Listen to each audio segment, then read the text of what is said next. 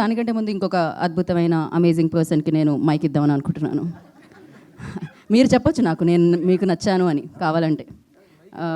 ప్రస్తుతానికి వాళ్ళ ఆవిడని చూడకుండా చేయండి. ఫస్ట్ వాళ్ళతో మాట్లాడేమంటారా మీకు చెప్పేయమంటారా? వాళ్ళతో మాట్లాడేస్తా.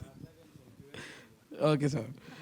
ఆయనకి నచ్చలేదు నాకు లవ్ చేయడం అంటే. వంశీ స్వామి ఎంత మాల్లో ఉంటే మాత్రం ప్రేమను మీరు అలా yeah okay, I will keep it very short. ముందుగా మీడియా వాళ్ళందరికీ thank you so much, because మేము ఇక్కడ క్రియేట్ చేసిన మ్యాడ్నెస్ని మీరే తీసుకెళ్తారు జనాల దగ్గరికి.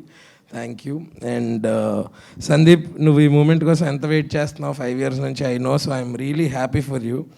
And Vishwa sir and Kriti ma'am, thank you so much for believing in our story. I'm calling it our story because this is we all worked like a family for this film, and I really want all of them to see this as soon as possible. So December 12th.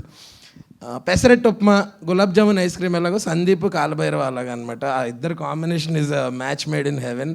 And I'm excited for that combination. మళ్ళీ colour photo తర్వాత ఆ combination వస్తుంది అంటే జనాల కోసం నేను ఎక్సైటెడ్గా ఉన్నాను. And coming to the 2 biggest strengths of the film, and pre రిలీజ్లో తను చాలా మాట్లాడాలి రోషన్ గురించి. తను చూపించిన రేంజ్ ఆఫ్ ఎమోషన్స్ కానీ యాక్షన్స్ కానీ is not at all like a newcomer. And ఈ అమ్మాయి ఫస్ట్ సినిమాలోనే డైలాగ్స్ లేకుండా అంతలా కన్వే చేసిందంటే ఆల్రెడీ కొంతమంది క్రష్ లిస్ట్లోకి యాడ్ అయిపోయినట్టుంది కదా. ఎదుగుతున్నారు ఇన్స్టాగ్రామ్లో, చూశాను ఇందాక. ఓకే, నేను ఆ అమ్మాయి ఇన్స్టాగ్రామ్ చూడాల, మనోళ్ళు చూస్తుంది చూసా. ఈ డౌట్లు తగ్గించండి మీరు. సో ఇలాగే మా సినిమాని అంటే సందీప్ మీలో ఒకటిగా మనందరిలో ఒకటిగా ఒక షార్ట్ ఫిల్మ్ మేకర్ నుంచి ఒక సినిమా తీసి దానికి నేషనల్ అవార్డు సాధించాడు.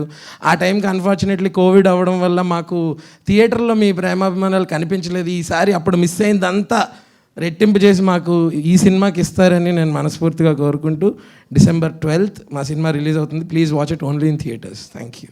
హలో, మీరు అలా వెళ్ళిపోకండి. ఇంతకీ ఈ సినిమాలో రోషన్కి కాలు నొప్పి వస్తుంది. పాపం, అందుకనే నేను లేకపోతే మైక్ వదులుతాను. నేను ఈ సినిమాలో మీరేం చేస్తున్నారు? ఈ సినిమాలో చాలా చేస్తాను నేను, నాతో కూడా చాలా చేస్తారు వాళ్ళు. ఆయన అడగండి ఏమేం చేయించాడు. ఈ సినిమాలో మీకు గర్ల్ ఫ్రెండ్ ఉందా? ఆయన అడగండి. అంటే నేను చెప్పచ్చో చెప్పకూడదు తెలీదు. మీ ఎగ్జామ్ లో ప్రశ్నలు ఆయన ఆన్సర్లు ఎలా రాస్తారు? సిలబస్ ఇచ్చింది ఆయనే కదా. అంటే టీచరే ఎగ్జామ్ రాయాలి అని చెప్తున్నారు స్టూడెంట్. ఇప్పుడు నాకు అర్థమైంది. ఈ సినిమాలో విశ్వప్రసాద్ గారు బేసిక్ గా నేను సార్ తర్వాత మాట్లాడుకుంటాం. ఇవన్నీ మేము ఓపెన్ గా చెప్పలేము. Thank you so much.